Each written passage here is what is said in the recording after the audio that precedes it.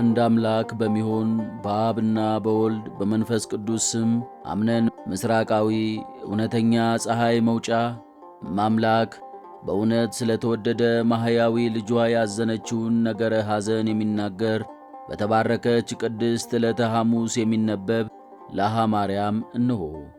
በሁለት ወገን ድንግል የሆነች የንጽሕተ ቅድስት ወላዲት አምላክ እመቤታችን ድንግል ማርያም የበዛ ሀብተ ረድኤቷ የከበረ በረከተ ጸሎቷና የተወደደ ልጇ የጌታችንና የመድኃኒታችን የአምላካችን ኢየሱስ ክርስቶስ ምሕረቱም ከሕዝበ ክርስቲያን ጋር ይሁን ለዘላለሙ አሜን። እሊህ ደጋግ ዮሴፍና ኒቆዲሞስ የጌታችንና የአምላካችንን የመድኃኒታችንን ኢየሱስ ክርስቶስን ሥጋ በአዲስ መቃብር ውስጥ ካኖሩ በኋላም ያልሰሙ አይሁድ ወደ ጲላጦስ ዘንድ ተሰብስበው ንጉሥ ሆይ ከተሰቀለበት ካላወረድነው ኃይለ ተአምሩን እስኪ ሰንበትን ሲሽር እናያለን ተባባሉ። ጲላጦስም እናንተ የአመፃ ሰዎች ነፍሱ ከሥጋው በተለየች ጊዜ የምድርን መነዋወጥ በሰማይ የተገለጹ ተአምራትን አይታችሁ እስካሁንም ኃይሉን ገና አልተረዳችሁምን? አላቸው። እሊህ ክፉዎች አይሁድም ነገሩን ወደ ሌላ ለውጠው የሐሰት ምስክሮች ይሆናቸው ዘንድ 2 ከሄሮድስ 2 ከመቶ አለቃው 4 ወታደሮችን ፈልገው የጠየቋቸውን ያህል ከፍለው እስከ 3 ቀናት ድረስ ይጠብቁ ዘንድ ወደ መቃብሩ ስፍራ ላኳቸው። ያን ጊዜም የመቶ አለቃው ጌታችን ኢየሱስ ክርስቶስ ከሙታን ተለይቶ ከተነሣ የሄሮድስን ሥልጣን አልሻም ብሎ ይህንን ተአምር ለማየት በኢየሩሳሌም እስከ 3 ቀናት ድረስ ሊቆይ ወደደ። ከዚህ ሁሉ በኋላም ቅዱስ ዮሐንስ ወደ እመቤታችን ድንግል ማርያም ቀርቦ የልጅሽ ጌታችን ኢየሱስ ክርስቶስን ሥጋ ከመስቀል ላይ አውርደው በብዙ ሽቶና በጽሩይ ከርቤ ገንዘው በአዲስ መቃብር አኑረውታል አላት። እመቤታችንም እንዲህ ይህንን በጎ ነገር ያደረገ ማን ነው አለች። የከበሩና የተወደዱ ሽማግሌዎች ዮሴፍና ኒቆዲሞስ እንደሆኑ ነገራት። ድንግልም ከጽኑ ለቅሷ ዝም ትል ዘንድ አልቻለችም። ይልቁንም ልጄን በዕፀ ሕይወት ስርም ቢያኖሩትም ልቤ አይረጋጋም፣ የልጄን መቃብርም ካላየሁ የአሮንን ዕጣንም ቢቀቡት እስከሚገነዝ ድረስ እጽናና ዘንድ አይቻለኝም። በልጄ ላይ የንጉሡ ሰለሞንን ልብስም ቢያኖሩ ካላየሁት በቀር አልጽናናም። ልጄን በነቢያት መቃብር ውስጥ ቢቀብሩትም ዐይኔ እስከምታየው ድረስ አልረጋጋም። በኤልሳዕ መቃብርም ቢያኖሩት ካላየሁት በቀር አልጽናናም። ገነተ ኤዶምም ልጄን ያኖሩበት የተክል ስፍራ ብትሆንም እንኳ መቃብሩን በዐይኔ እስከማይ ድረስ ልቤ አይረጋጋልኝም። የተወደድክ ዮሴፍ ሆይ ለምለም ያድርግህ። ኒቆዲሞስ ሆይ ከመስቀሉ አውርዳችሁ እንደ ሕጉ የቀበራችሁት አንዱን በጎነት ከበጎች ስላደረጋችሁ ሰላምን ያድላችሁ። ልጄ ወዳጄ ሆይ ከመስቀሉ ስር ቆሜ ሳለቅስ ዕርቃንህን አየሁ እንጂ ሥጋህን እዳስስ ዘንድ አልቻልሁም ነበር። ያዕቆብ ልጁ ዮሴፍን አላገኘውም፣ በሌላ ደምም ላይ አለቀሰ። ልጄ ወዳጄ ሆይ እኔ ግን የደምህ ነጠብጣብን አገኘሁ። ልጄ ወዳጄ ሆይ ዕርቃንህን አይቻለሁና ለእኔስ ወዮ።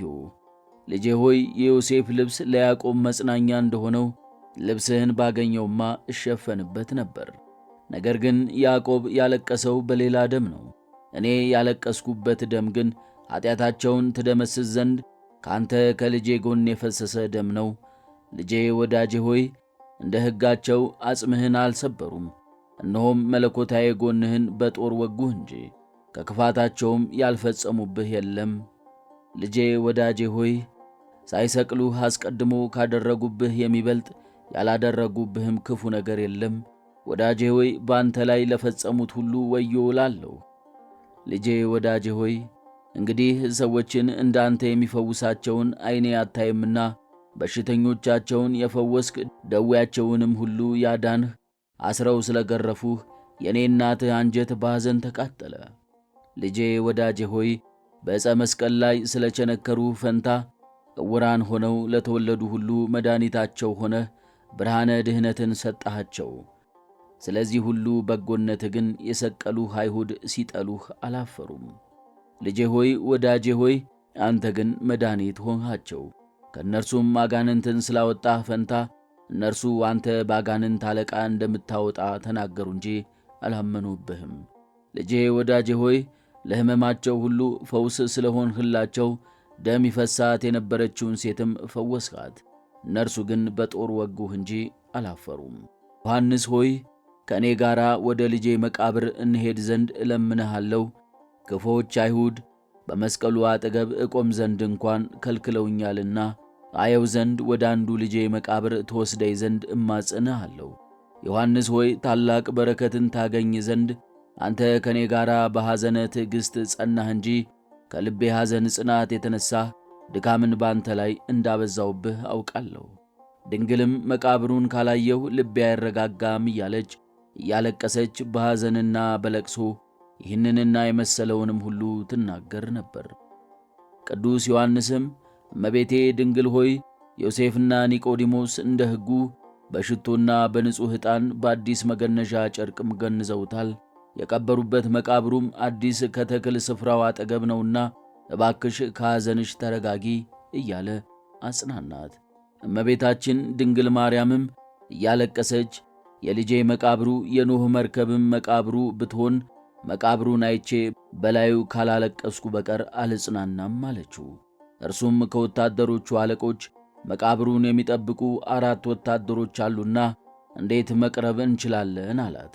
ድንግልም በዚያች ሌሊት ከሐዘኗ በጥቂቱ ታገሰች።